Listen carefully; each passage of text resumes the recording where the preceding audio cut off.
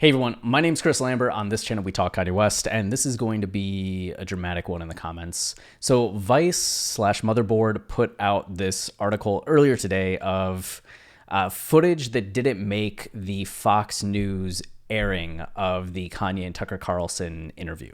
So it's excess footage, things that were cut or didn't make it to the TV program. And Vice and Motherboard have a tone about them that tends to be heightened.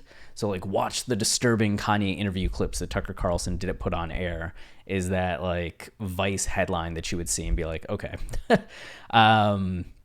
So we're going to read through this and see some of what's being talked about just to have it on record. The interview was already kind of a controversial one, just given the format, it being Fox News and the varied opinions that people have on Fox and Tucker Carlson specifically. This is the first time that Ye has done an interview with Carlson. This is definitely the longest one that they've done, but it was two parts. A total of 2 hours over the course of 2 nights, an hour each night. But it says Motherboard has attained portions of the interview that were edited out of the final broadcast. These include numerous anti-Semitic sentiments from Ye, a strange and lengthy digression about fake children he claimed were planted in his house to manipulate his own children, and a statement that he's vaccinated against COVID-19.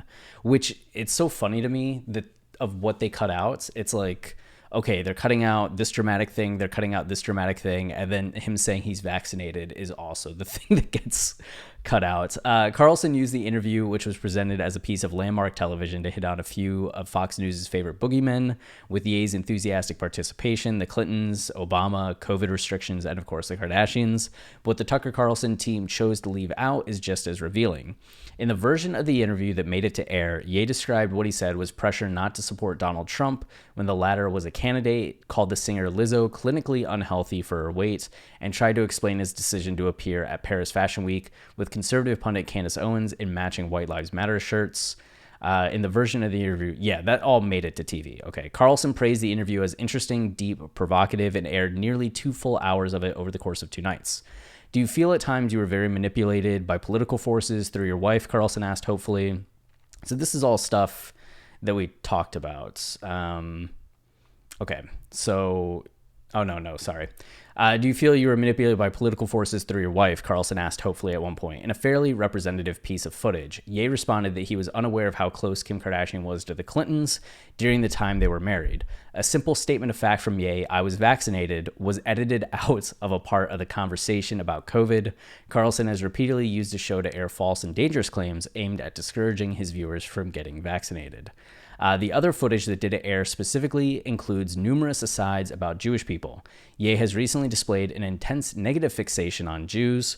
Both his Instagram and Twitter accounts have been locked in recent days because of Ye's anti-Semitic statements.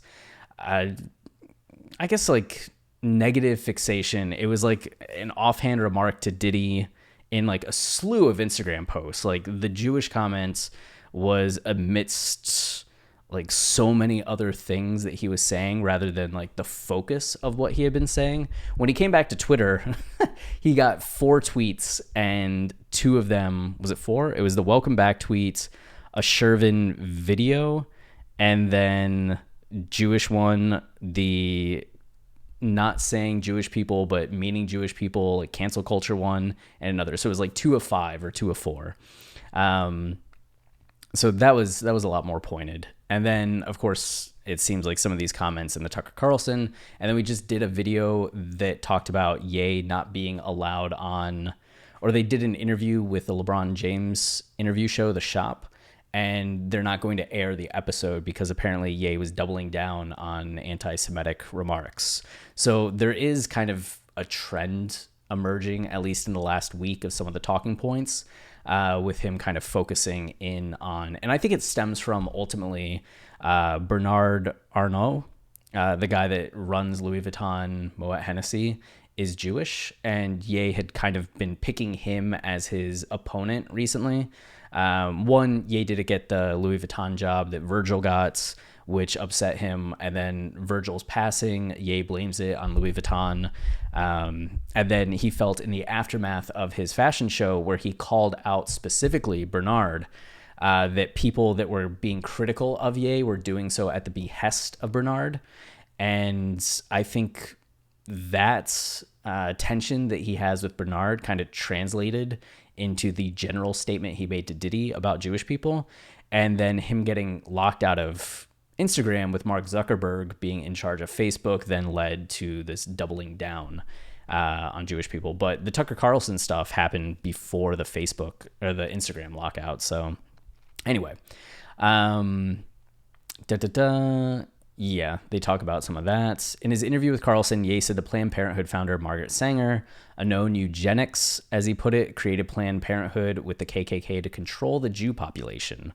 When I say Jew, I mean the 12 lost tribes of Judah, the blood of Christ, who the people known as the race black really are. Ye added, this is who our people are, the blood of Christ. This, as a Christian, is my belief, which gets into some of the Hebrew Israelites conversation, some of the Farrakhan Nation of Islam conversation that's been he's popularized his like segment of it that Jay Electronica is really into. A lot of athletes and musicians are. The Hebrew Israelites started at the end of the 19th century, like late 1800s, and has kind of been growing. It's something that people have pointed out that Kendrick even had some lyrics about it on Damn in a few portions, and that Kendrick's cousin is part of a Hebrew Israelites group. So Ye's been like tangentially in that world for a number of years, like shouting out Farrakhan on whatchamacallit, highlights, and also making some like Nation of Islam references in the past, or some sects of that in the past. But this is the most outspoken he's been of that, which is something that he mentioned on Twitter, and now mentioning it in this interview ahead, it turns out, of his Twitter comments. Okay. The statement mashes up a few different claims. Sanger was indeed a racist and eugenicist, a stance the organization has since denounced. Claims that Planned Parenthood exists to get rid of black infants in the womb are common across several different conspiratorial spaces. Ye was also referring to the claim, unsupported by historical evidence, that black people are the real Jewish race, which is often used to promote anti-Semitism. Yeah, there's a whole, the black Hebrew Israelites and like mainstream traditional Judaism have not gotten along in the past. And some are more polite about it. Like some groups are more polite about it than others, which some just claiming outright that other like traditional Jewish people are imposters, and there's like an intense negativity towards them. In another aside about Jews that didn't make it to air, Ye used a strange metaphor when talking about black people judging one another, telling Carlson, think about us judging each other on how white we could talk would be like, you know, a Jewish person judging another Jewish person on how good they danced or something. He paused. I mean, that's probably like a bad example, and people are going to get mad at that. A few moments later, he added, I probably want to edit that out, which is kind of a shame to realize that you said something that you didn't want to say and then be like, can you please edit it out? And then it gets out. But it's also, yay. So I imagine he's like, well, it's out, it's out. At another point, when complaining that his children are going to school that celebrates Kwanzaa, he added, I prefer my kids' new Hanukkah than Kwanzaa. At least it will come with some financial engineering. And if you watch the clip, he kind of like laughs, like, that's a good joke, right? But then, you know, Vice goes on to say the belief that Jews control the financial system is one of the oldest and most deeply rooted anti-Semitic claims. It's unclear if that's what he meant by financial engineering, a term generally associated with the creation of exotic financial instruments. And one more aside, Ye told Carlson that he was going to be the first Latino president. That statement was aired, but it was followed by something that wasn't. I trust Latinos when I work with them, he told Carlson. I trust them more than, he paused, I'll be safe, certain other businessmen, you know? Wow. Carlson did not ask which, I laugh out of shock. Carlson did not ask which businessmen those might be. Carlson's program also did air a strange claim from Ye that fake children had been placed in his house to manipulate his children. I mean, like actors, professional actors placed into my house to sexualize my kids, he told Carlson. He referred to the so-called son of an associate, seemingly to imply the child was fake. So it wasn't just like the son, but the so-called son. We don't even believe that this person was her son because he was way smarter than her, right? So the fact that the kid is more intelligent than the parent is something that caused Ye to doubt the relationship between them. Ye has spoken frequently about living with bipolar disorder. So then they just start going into like mental health stuff as kind of a juxtaposition of like, see. But this is something that people have been like bringing up in Ye's own words when he talked about his bipolar experience on David Letterman, which in 2019 he had talked about how 2018 was this like manic episode for him, even though presently he's gone back to recant that.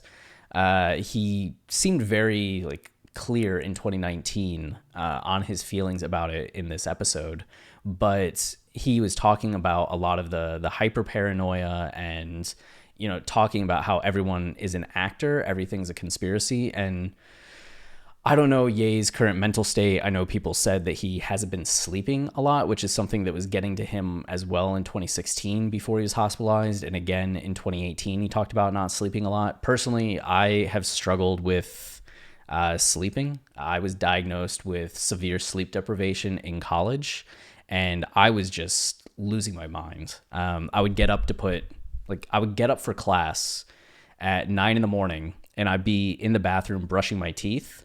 I shouldn't make my toothbrushing gesture, but I was in the bathroom brushing my teeth, and I'd look in the mirror and be like, I look so tired. Next thing I know, no memory. I'm just in the bathroom 1 minute. Next minute, I'm waking up in bed, completely different clothes on, and it's 4 p.m. I don't know if I went anywhere. I don't know if I just went back to the bedroom and got changed and went to sleep. Like, I was missing chunks of time, very Fight Clubby, right? Where you just kind of like pass out and wake up and you're like, wait, what's going on? What's happened? Was somebody else like controlling me? It was very strange, and it took a long time to get a hold on. Even now, I still like, if I had to work a 9 to 5 rather than like working independently as a content creator, I sometimes don't fall asleep until like 4 a.m., 5 a.m. And Ye is somebody that stays up late, works late, gets up early. Like, there was just a report that his personal trainer, he was waking up at 4:30 a.m. to train Ye every single day. And it's just like, is he working out after staying up all night sometimes? Like, we know in the past too that Ye was taking a lot of micro naps. That was something that Kim talked about, that Ye would be napping all the time. They'd be at dinner and he'd fall asleep. Or they'd be in the car and he'd fall asleep. And there's that famous photo of him and North both kind of sleeping in a store, which is really like an adorable father-daughter photo. But like Ye in this stuff talked about like everyone's now an actor. One of the things he's been like saying so much this last week is calling people like bots, actors, NPCs, zombies, really like dehumanizing and viewing people as part of this larger thing that's happening. So if by his own language he does this when he's in like a heightened state, then maybe maybe it is just sleep deprivation, maybe it is grief, maybe he's completely fine and just feeling like intensely that this is like what's going on. I mean, you see parts of this interview and he seems completely fine, like cheerful, eloquent, and then you see other parts and you're just like, yeah, I think that's one of the ones that comes up in this next part. Well, like the fake kid thing is one of those things that is just like, oh man. But Carlson didn't ask any follow-up questions or redirect this line of thought, allowing Ye to lead directly into another claim, which also didn't air, about one of his children being kidnapped on her birthday so that Ye was not able to see her. That claim is part of what seems to be his ongoing and very public obsession with being treated unfairly or unequally in his children's lives, and in the midst of a heated custody battle with Kim Kardashian. Everyone saw in broad daylight these public figures kidnap my black child on her birthday, he told Carlson. I did not know the location of the birthday party, and Travis Scott had to give me the address. When I showed up, they were so frazzled. If that's not the most Karen-level thing, to feel like you can take a black child and not give the father the address. This is the way people are treated when they get out of prison, when they go to prison, and 100% I'm in a glass prison, or else I'd be the one with the say-so over where my children go to school. Ye has repeatedly claimed on Instagram that his child Chicago was not permitted to see him on her birthday, something that Kim's sister Khloe Kardashian responded to. That's not what he said, though. It's not that she wasn't permitted to see him on her birthday. He just said that had this party and weren't going to let him, or he wasn't going to be invited to the party, meaning that she was going to have this birthday experience where her dad wasn't there, and that they're trying to make this memory for her that he's like not there for her. Not that he wasn't permitted, but more so that they were just going to do this without his knowledge. Something that Kim's sister Chloe responded to in the comments. Again, with the birthday narrative, she wrote, "Enough already. We all know the truth. And in my opinion, everyone's tired of it. You know exactly where your children are at all times. And you wanted separate birthdays. I've seen all the texts to prove it." Didn't put out any of those text messages, but that was something that the Kardashians kind of countered back with at the time, was that they had agreed to do separate birthday parties, like Kim and the family on one day, Ye in Chicago on the next day, and that suddenly Ye changed up and wanted to be at the party. I have no idea. It seems like he was even supposed to do something later that day. I think that's what it was. Like, they had her at one point, and then he was supposed to pick her up later, which didn't make sense at the time either, because it's like, if he was supposed to pick her up, he would have to know the address anyway. So why did he have the address in the first place? I don't know. I've seen all the text to prove it. A lengthy piece of the interview that was also not broadcast involved Ye's ruminations about the death of Virgil Abloh, the fashion designer who was his one-time friend who died in November 2021. Ye accused Louis Vuitton, where Abloh worked at the time of his death, of killing Abloh, and said he was beefing with the company. Abloh died of cancer at just 41 years old. Virgil was actually the third person to die of cancer in that organization, Ye told Carlson, which is something he had said previously. So not just black men have passed in that organization, but the third person to die of cancer that was in a higher up position in that organization.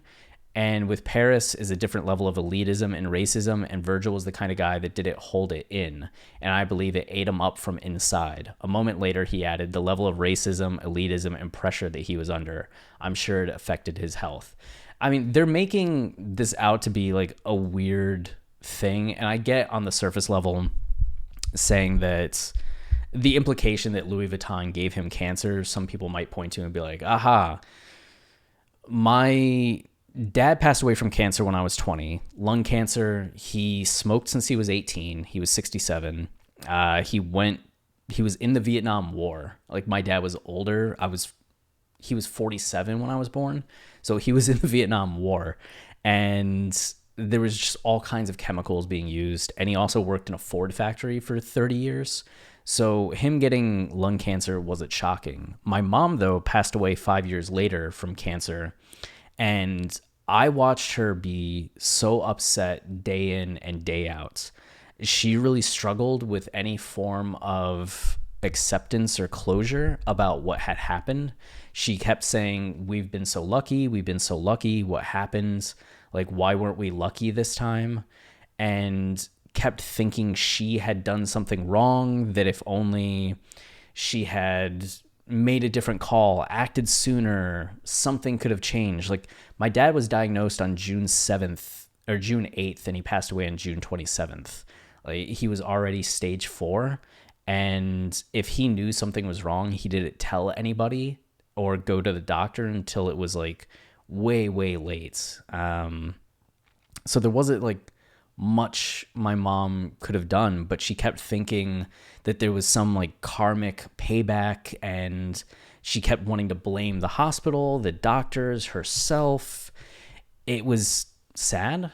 She kept like trying to do good things too. Like, she was working all the way through. She was a professor at Kent State University, and she was teaching, and there were still joyful times, but she would just have a moment where she'd suddenly burst into tears and like be gripping like white knuckle saying, it's not fair, it's not fair.